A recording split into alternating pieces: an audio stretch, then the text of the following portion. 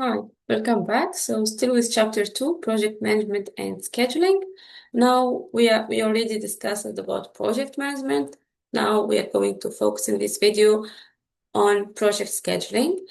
Like mainly we're going to discuss different resources, work breakdown structure, and we're going to see different ways to represent this, or I would say diagrams, like scheduling diagrams, I would say. We'll see the pure chart, Gantt chart, and we will cover also some concepts like critical path and slack time. Also, we are going to learn about estimating task duration times, software development times, and so on. Okay, so here we go. We start our project scheduling understanding with like the work breakdown structure. What is this? So you are going to listen a lot about WBS, I would say.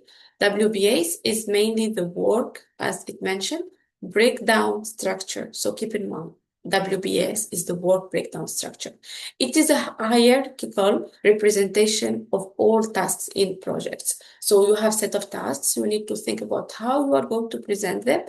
And there are for sure multiple techniques that are actually being used in order to design the different tasks of your project and design them for people, for sure. One of them is this WBS we are going to cover. So it stands for the, as I'm mentioning, don't forget that, please, the work breakdown structure.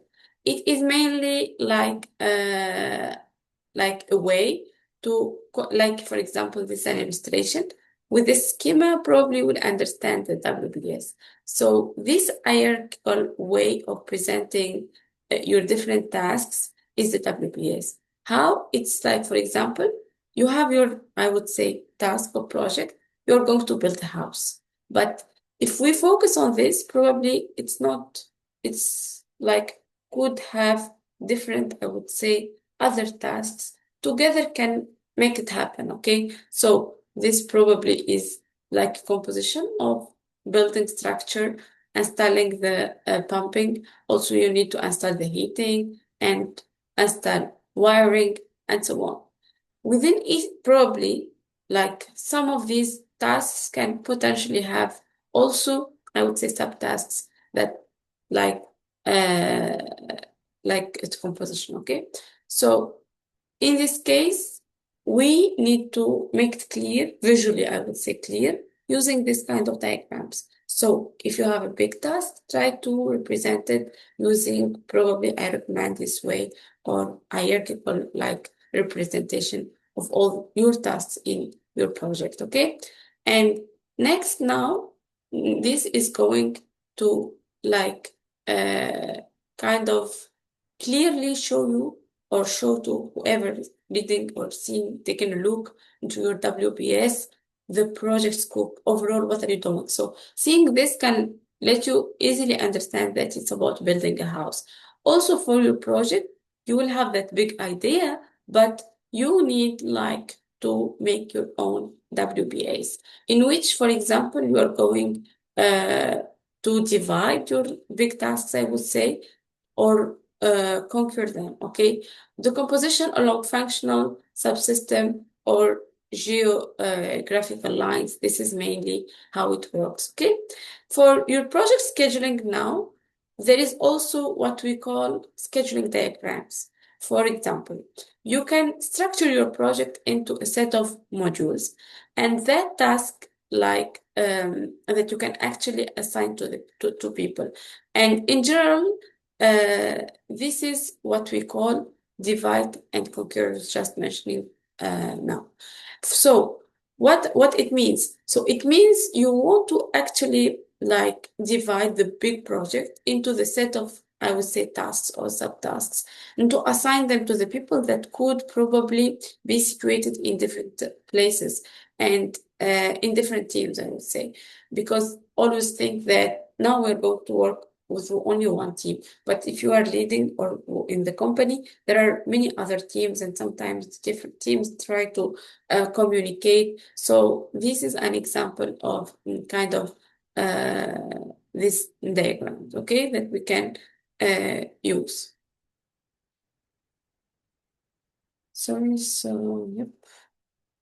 So this is also how it works. It's here what we have is the per chart, okay? So what we have, it's like, okay, so we're already covering things. Yeah. This is per chart, and in per chart shows us, for example, if any way there are different ways to visualize this diagram and the different possibilities. Like, for example, you have for sure your start and your end. So start and end is mainly also what you can see in these diagrams, and it is usually like presented in different ways. So here, this shows the start. And when you have this like, I would say black circle within the big circle, this shows the end. In other kind of diagrams, like the per chart, I would say, you have start and you have finish. You have additional information, for example, about the time, like this particular we're going to start this project at this time, we're finishing at this time. Okay. In particular, there is the sets or the tasks, the set of tasks that you have in your project. They also might be, I would say, having their own start and end times, in addition to how long it will take. Like, for example, this one is going to be taking, I would say, 6 weeks. So here we are clear about estimation, how long each of these tasks can take. Also, you can see these links that are in addition existing also in these diagrams, the scheduling diagrams. So these lines, they're connecting tasks to each other, and they show dependency. When we say dependency, so if two like tasks are not connected, they are independent. There is a connection between them, an arrow, like a liaison between them. It means that they are dependent. Like, for example, I would say in have this one test hardware, and for example, the release hardware. We cannot release the hardware if it's not tested. So this is like kind of a step that must be accomplished to be able to move to the next step. And so in this kind of charts and representation, you can see parallel like tasks happening. You can see tasks that are dependent and they are sequential. Sequential means like this task I can only like do if I'm already done with the previous task, okay? There are many ways to represent all this, like starting when I will start, when I will end, my different like tasks. One other way that I personally use all the time is the Gantt chart. So Gantt chart are actually a way to visualize the WPS element. And so you may use them during the first phase of your project. I do recommend that. And this kind of diagrams is in order to actually divide the different tasks and requirements between the whole team and putting deadlines. You can use Gantt chart as well, and in order to manage your project. So this is a very like recommended way, I would say. How it works or how it looks like. So here you can see your kind of bar graphs. You have your horizontal lines and they represent time. However, your vertical lines, they represent like here the different tasks that you have. So for example, this task, which is with the analysis phase, for example, document current environment. This is going to last, like it's going to be happening within like 11 to like I would say August. And it's going to take from Monday, I would say, to Friday, to Tuesday, I would say. So mainly this is a task of 4 days. So here you are, once I'm finishing this, I'm moving to the next task. This next task is this, conduct next analysis, for example. And it's going to take this time frame, which is like from Friday, I would say, to Tuesday. Okay, so for your project also, after having a big idea, you are making the composition of what tasks do you have? You need to have kind of a clear, vision, I would say, and you show that in these types of diagrams, whether you want to use the pair chart to show when some task will start, when it will end, it's dependent from any task and so on. You can use scheduling diagram like these, or like it's up to you, okay? So I recommend using the chart, the Gantt diagram, but all of them are a way just to mention that this time frame is needed, okay? And then we will see how to manage things. So in general, the critical path is defined, I would say. How? It's the critical path, it's a concept that we must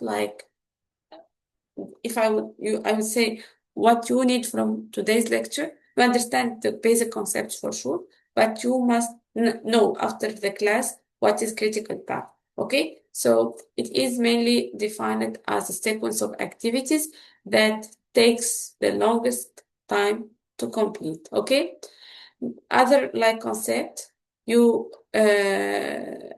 you need to learn about the non-critical path, which is a sequence of activities that you can delay and still finish the project in the shortest time possible. Also, the slack time, which is the maximum amount of time that you can delay an activity and still finish your project in the shortest time possible. Okay? So, for let's come back for the first concept, which is the critical path now, which is the sequence of activities that's going to take the longest time to be completed. Now here, basically the length of the critical path is very important. It represents the total duration of the project. So you need to understand your total duration in the project. You will hear us talking about the length of the critical path, okay? On the other hand, for the non-critical path, and so do not represent here, they don't represent the longest time to complete, okay? So they are the sequence of activities that are mainly, you can potentially, I would say, delay them, or still, even if you do, your project is not going to be that much affected. So I would say these are sequences that could potentially be delayed because they are waiting for specific task to finish. And for this slack time now, which is the maximum amount of time that you can delay an activity without affecting the shortest possible project computation, we are going to learn how to compute and how we are going to find these times. If these are not only times, but if I have my own project, how to determine this. Okay, so mainly for each task, it has what we call an earliest start date. You note this abbreviation ES for the earliest start date. Earliest finish date, you'll find EF. Latest start date, LS. Latest finish date, LF. So mainly we'll be using these abbreviations a lot. So try to learn about them. Okay. So for each task, it has an earliest start date and an earliest finish date. This is the earliest it can be completed while still meeting the project deadline. Similarly, each task also has a last start date and last start date, as I'm saying, yes, and last finish date, which represents the latest it can begin and without delaying the overall project completion. Okay. There are also different techniques actually to find the critical path or to determine the slide times. The first one is mainly to determine the critical path. It's called the forward path, okay? It's one way just to determine the critical path. And so there is another one, which is the second one. It's like the slack time. This is what we are going to discuss. As per the forward path, it allows you to compute the earliest start and finish dates for each activity. Okay? So for like the forward pass, it's like, in other words, because we start from the beginning of the path, while it considers that you see the different tasks from the very start point. However, for the second one, which is the backward path, so this one we have to do the opposite. We start from the end of the graph, okay, in order to calculate the latest start and finish date for each activity. Okay, so in all cases, like we are navigating, I would say, the graph one time from the start and one time from the backside. So from the start, so forward pass, and from the backside, it's called like backward pass. Or yeah. So and there are some rules actually for computing the start and finish times. The first rule, which is rule number one, it is like mentions that after a node is finished, I would say proceed the next node that is reachable via a transition from the current node. What I mean by a node is like kind of, it's like shown like a circle or rectangle or whatever, however you are, depending on which diagram you are using. And the transition is usually that arrow linking one task, one node, I would say, to another node, okay? And so this is, if you are able like to do this, it's based on the transition actually from one to another, and this is the first rule.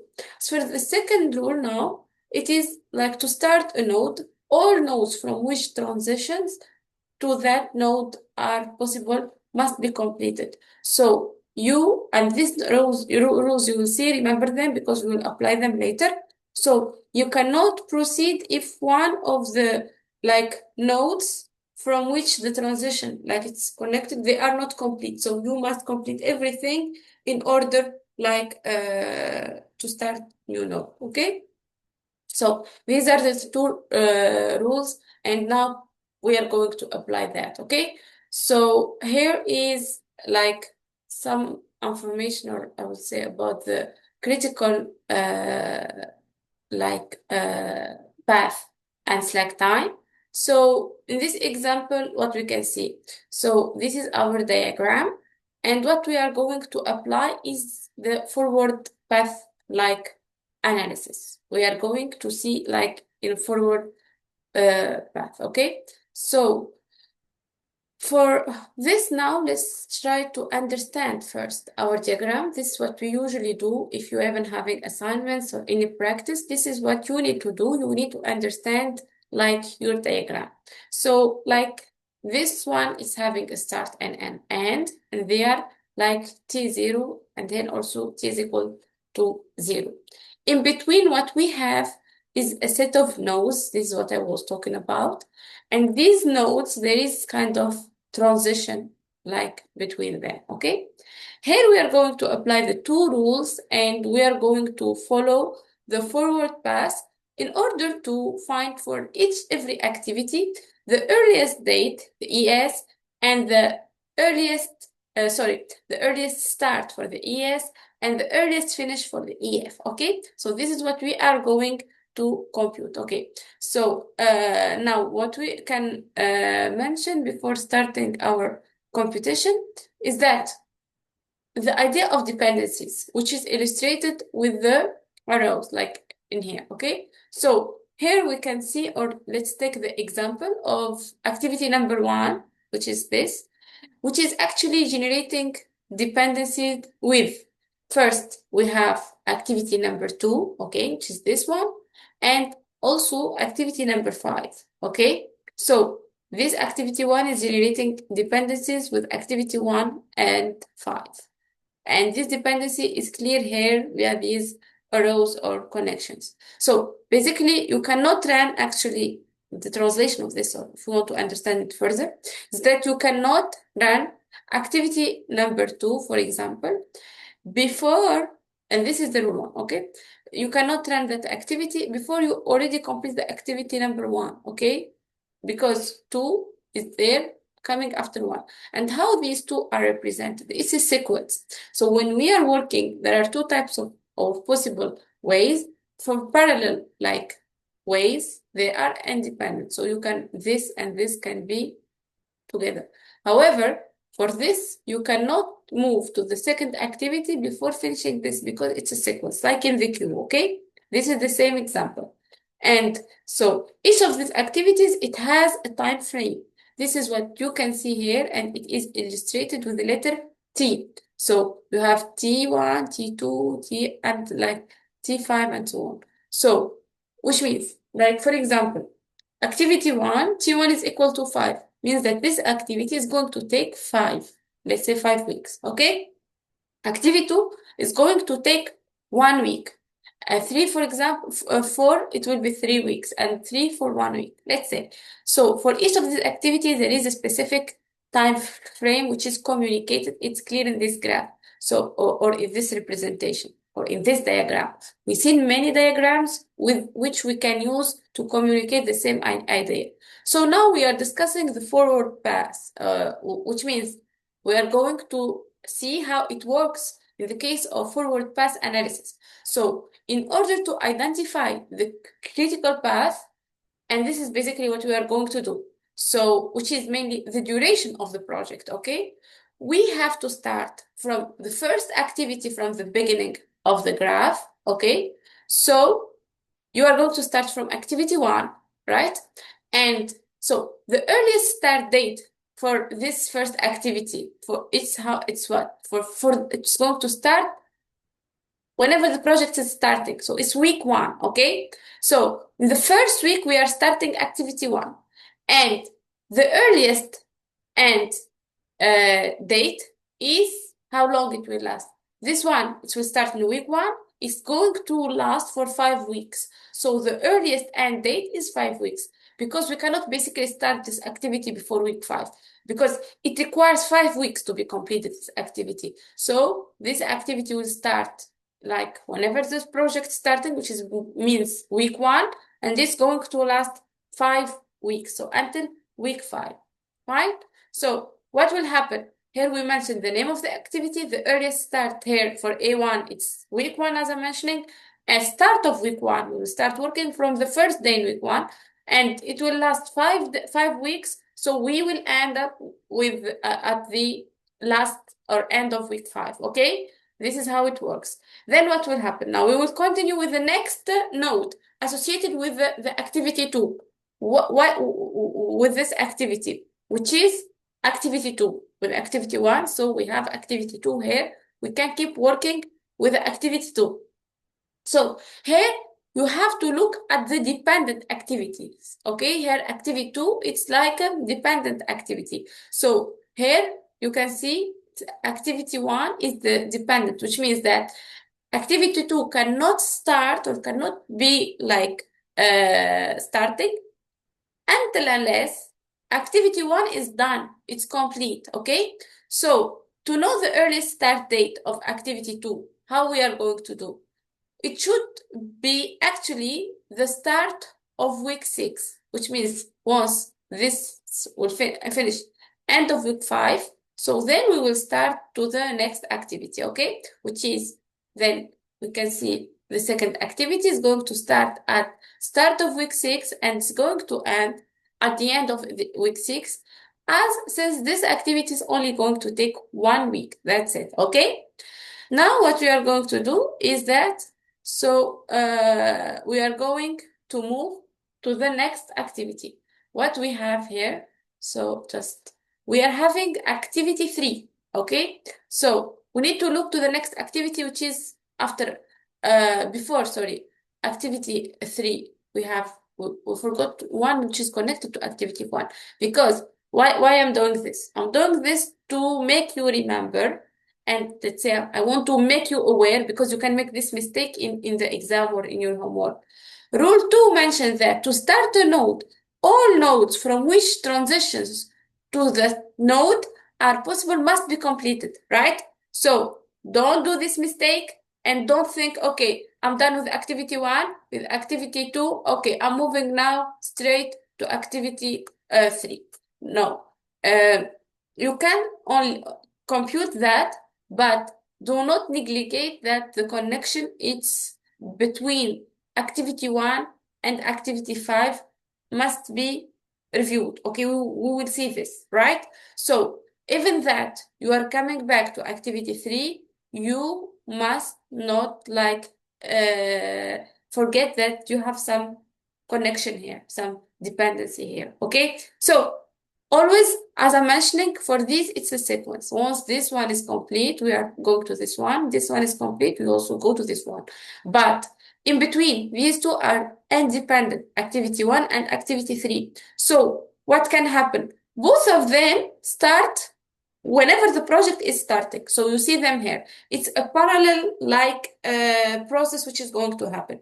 In a parallel process, we can go to the third activity and study that earliest start and earliest finish for that particular activity, until then coming back to activity 5, which is somehow also related or like there is a connection here with the activity 4. Okay, so you need always to be awake while analyzing or like analyzing your forward path. Okay, and be careful about these all these dependencies. So no, let's start with activity 3. So whenever the activity starts with the project, there is no problem in that, because it usually starts in the start of the project, which is the start of week 1. So here activity 3 earliest start is start of week 1, as long as this activity takes 1 week exactly. So when it's going to end to finish? So this is going to finish at the end of week 1. I think this is clear. Okay, after that, now we can move to the next activity, like exactly between activity 1 and activity 2. It's a sequence here. So activity 4 here is connected to activity 3 and cannot start activity 4 unless and until activity 3 is completed. So when our activity 3 is already completed, so it's an activity that takes 1 week, starting from week 1, ending on at the end of week 1. So next, at the end of week 1, what we will find? We find the start of week 2. So this is the early start for activity 4. If everything is going well, so here the time for this activity is 3 weeks. So these 3 weeks starting from start of week 2, it's going to end like at the end of week 4. Okay, so next what we have is that here we are coming out to our activity 5. So for activity 5 now, let's focus on it. Let's concentrate. So activity 5, it has two, I would say, dependency, right? So if I look at activity 5, so activity 5 now, I can look whether from here in the diagram, or I can even look from the table. Activity 1 here, it's connected or with the dependencies tasks like activity 4. Also activity 1. Now, let's think of it here. Okay, I told you not to forget this point because it's very important. So we come back to activity 1 from the table. The end earliest finish of this activity is week 5. Okay, then this will count. As per activity 4 now, it's going to has as earliest finish end of week 4. Okay, so this one like has the earliest finish date is end of week 4. This one has the end of week 5 as finish date. Now you need to come back again to our rule and remember very well so that you cannot like start this activity 5. So to start a node, all nodes from which transition to that node means activity 1 and 5 connected. 1 and what was that activity? The activity number 1 and 4, which are both connected to 5. So now they both must be completed. Okay, so now this is very important, please, to understand and capture, right? So now you must make sure both of them are complete. So if the activity 1 is going to complete to like has earliest finish at the end of week 5, and activity 4 end of week 4, here it's wrong to start when activity 4 is just finished, means end of week 4. Then you think that this activity 5 is connected to activity 4. So end of week 4, the fourth activity is done. So activity 5 will start in the start of next week, means start of week 5. This is wrong because this activity 4 is completed, okay, at the end of 4 weeks.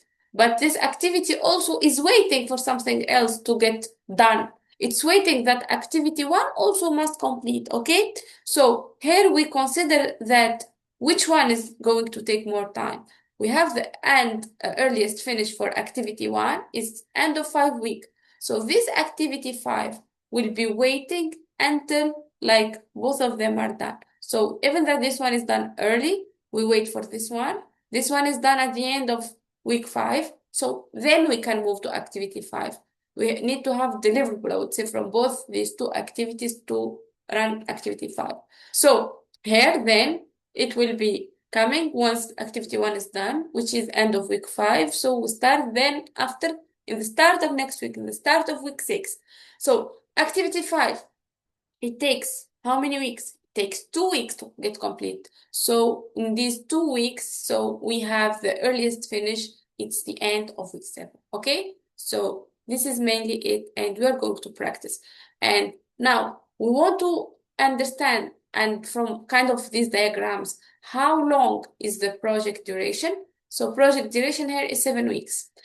If this is an exercise in one of the exams, and you by mistake thought that from activity 4 I move to activity 5, and you think that activity 5 will start at the start of week 5, and then you add 2 weeks, so you will find the end of activity 5 is end of week 6. So here you will be thinking or mentioning at the project duration 6 weeks, which is wrong. So here you need to be very careful that project duration depends on how we can go through or we perform the analysis of the forward path, okay? So these concepts are theoretical, but they are must to know to become a very good software engineer, okay?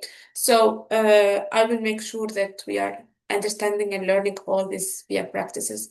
Now we are going to move to backward path analysis. So now what we have in hands, what is the information we are getting from the forward path? So now we have the project duration. After all, we were computing that, it was 7 weeks. And so we can determine now the latest start and finish, okay? So what we were completing before here, with the forward path, we complete the earliest start and the earliest finish. Now with backward, once we have kind of visibility, we can think about the latest start and the latest finish, okay? And now, so let's just go further. Okay, we have the project duration. We are going to start from the last activity. This is what I was explaining when I was telling you about the difference between the forward. We start from the start, then activity 1, 2, we have in parallel 3, 4, then 5, and so on. Now, in the backward, we'll come back from the last activity, which is activity 5 in our case. So since I know that now it will take 7 weeks to finish the project, I can do a backward analysis in order to know the latest start and the latest finish dates of this activity. But they have to start from the end, knowing that the project duration is 7 again, okay? So I'm insisting again and again on this to make you aware that this is very important. So I know that now what I have. If I start from the end activity, which means if I'm going to start from activity 5, it says that the project duration is 7. So basically the last finished date for activity number 5 is the end of week 7. So because we have this information already, and we can just fill this table with the what we can get from this information. So our last activity will finish at this duration, which is the end of week 7, right? So next what we have is we see that this activity 5 takes 2 weeks. So 2 weeks from the end date, I will think that the latest start for this one, I find it starts at week 6. So we are doing well. Next, what we have? We have here, I have this activity 5. It's like how it is kind of connected, or it has kind of dependency with which activities? Activity 4, and we have an activity 1 also, okay? So, but what we said now, what we are going to consider? We are going to next activity, which is in this case activity 4. Why? Actually, it is activity, it's basically like activity 4 because we said that it's a backward analysis. So basically, activity 4 could be started the latest end of week 5, okay? So we have this one, activity 4, its latest finish is end of week 5, okay? And also, we consider that we are doing the backward analysis, okay? Because I know that the latest start of activity 5 is actually the start of week 6. Already, I know this. So what comes before this, I'm going in back in my with my thinking. I'm going like in a backward path. So this will start of week 6. So it makes sense that whatever coming before 1 and 4, their latest finish is just before end of week 5 and end of week 6. Okay, so, sorry, end of week 5 and end of week 5, both end of week 5 for A1 and A4. Okay, so this is mainly the idea. Now, what we have? We are finding the latest finish for A1 and for A4, and that is thanks to the information we are getting from the last activity A5 to which they are connected. So I can do the same now with other dependent nodes, which is like what we have activity 1, for example.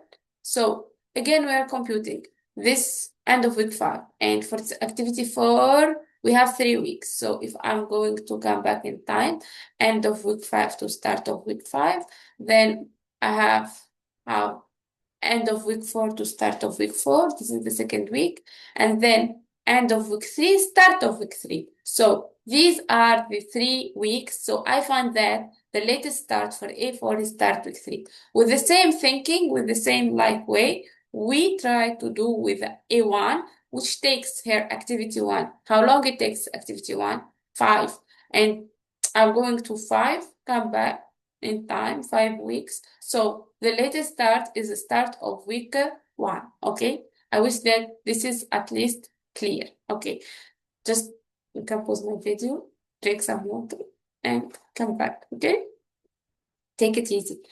And in between, if you don't understand something, I'm always available to explain for you, but you try some parts of the video, they're worth being repeated, and you need to have sometimes one pen and paper so you'll be able to follow and understand things. So what now we have? So I needed already to run the activity 5 where the latest start is start of week 6. So we did that.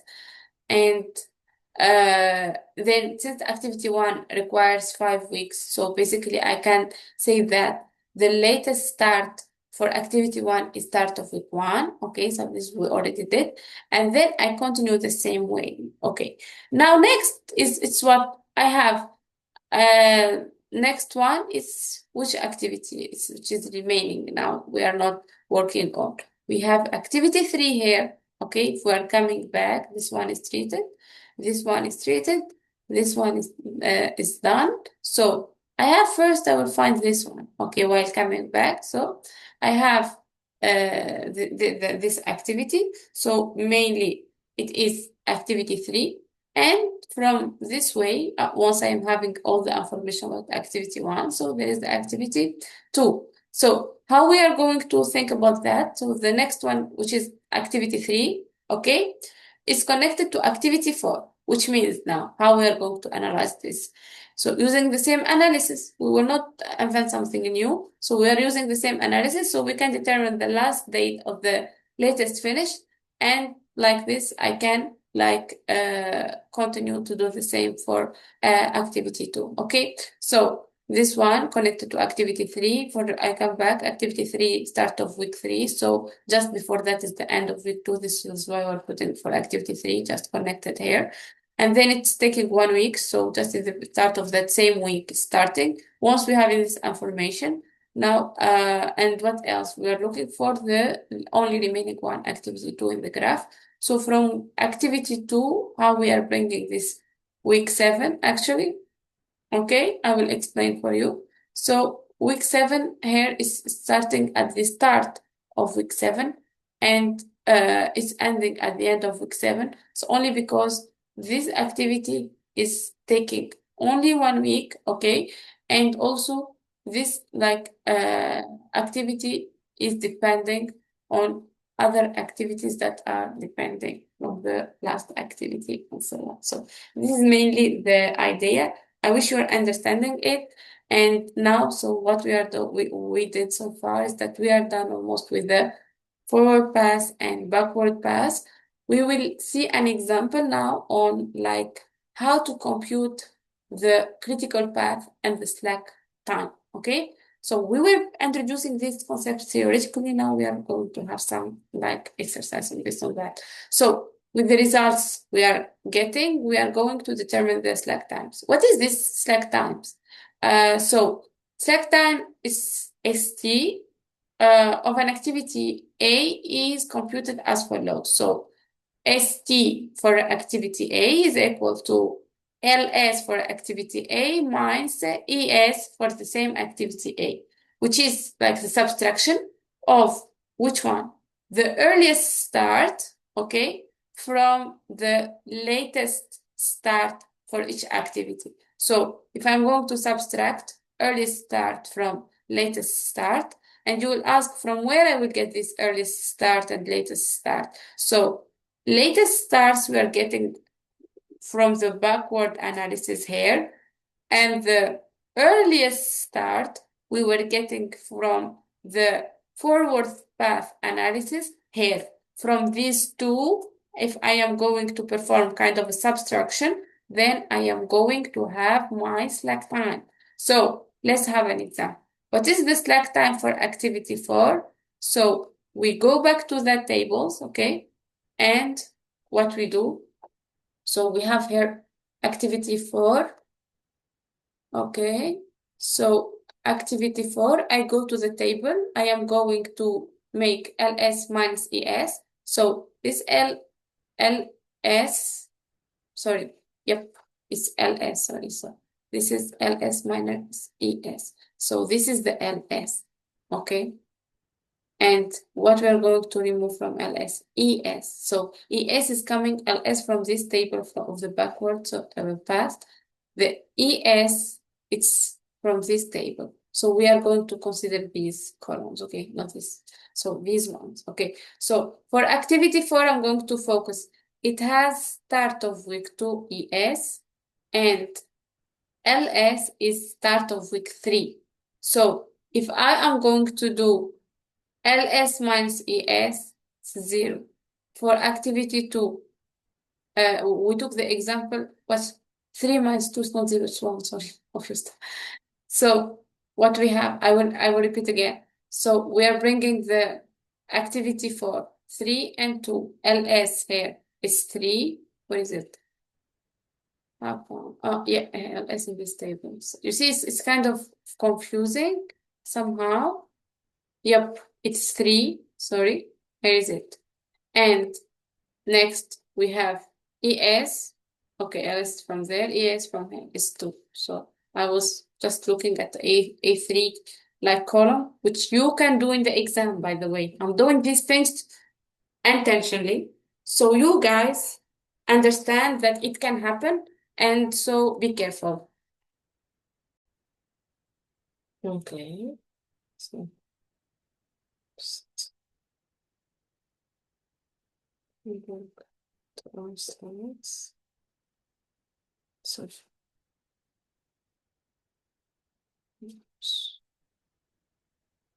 sequence.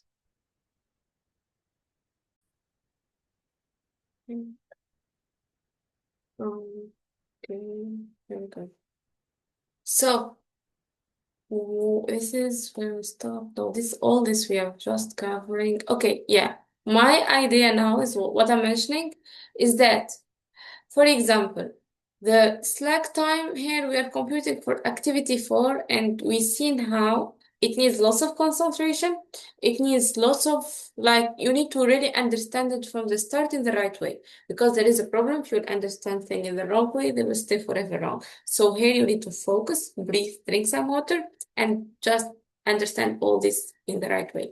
Now, you don't only do that for fourth activity. We need to have a table summarizing all the slack time for each of the activities, okay? So you keep applying the same rule from the tables, ls minus es, and each time you are going to answer that, like, slack time you're going to find for that specific or particular activities. So task on the CP have no slack time, so this is clear.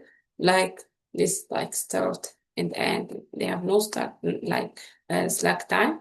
And otherwise, so we have now are going to move to the crystal path analysis, which is an effective and powerful method for assigning. So all these techniques actually help in order to know which activity could be performed in parallel.